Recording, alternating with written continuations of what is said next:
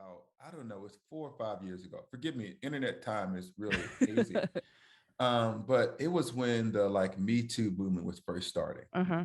And one day I was just on Twitter and I saw it was when women were starting to tell their stories, like church too. Mhm. And I remember seeing like a couple of women who I knew tell about things they experienced. And at the time, I didn't even know Beth Moore. I know her now, but at the time, I didn't know her. And I remember her saying something. And I remember having this initial thought, well, I'm not personally sexist. I've never done these things. And my initial response was to like push it away. And then God was gracious to me. And I said, oh my goodness, this is the exact same thing that people say about race. Show will bring my own like confession and humility Yeah, because I want to offer a space where other people can do that as well. And yeah, so I want to say, as I was reading this book as a white woman, so many things. And again, if you're new to the show, you may not know I'm raising 3 Black children. And so this conversation is important to me on a personal level, even though I don't understand it on so many other levels, because don't have the same experience as you have or as that my children will have.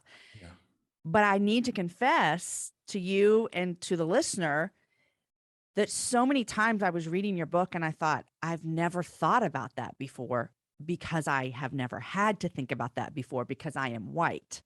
yeah, And there was almost this repentativeness coming up in me of saying, God, I haven't seen what my brothers and sisters have experienced and endured.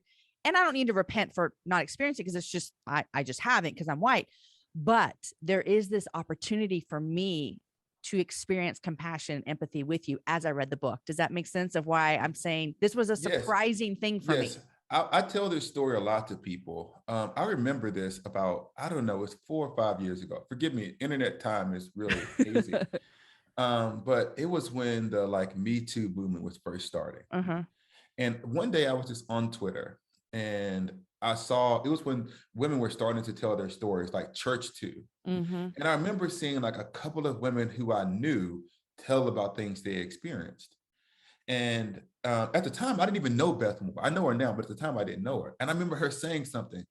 And I remember having this initial thought, well, I'm not personally sexist.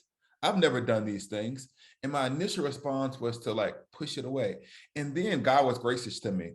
And I said, oh my goodness, this is the exact same thing that people say about race. Mm.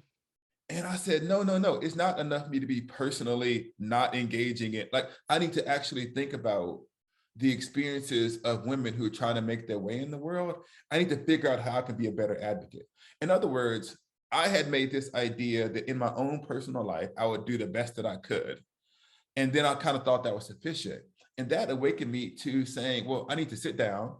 I need to lead. I need to read. I need to listen. I Mm. need to figure out ways in which I could be an advocate. I don't know what it's like to be a woman who's trying to make their way in the world as a Christian, but I can listen and I can learn and I can examine ways that I can do better.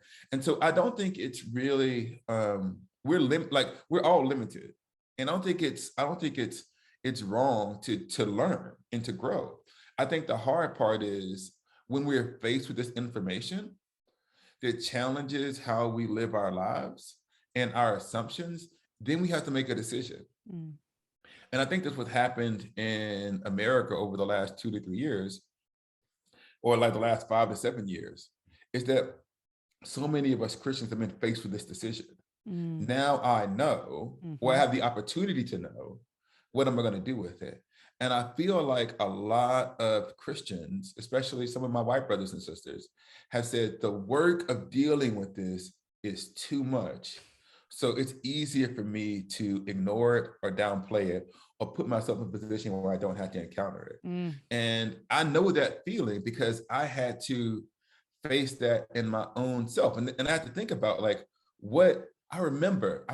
So you go back and you relitigate. I know this is the thing. You relitigate. Have you ever been in rooms where people said jokes that are inappropriate that Mm. I just let slide because I didn't want to be the guy who ruined everything? And how does that create a culture that is perpetuated? And what does it mean for people to know that you can't be sexist around me?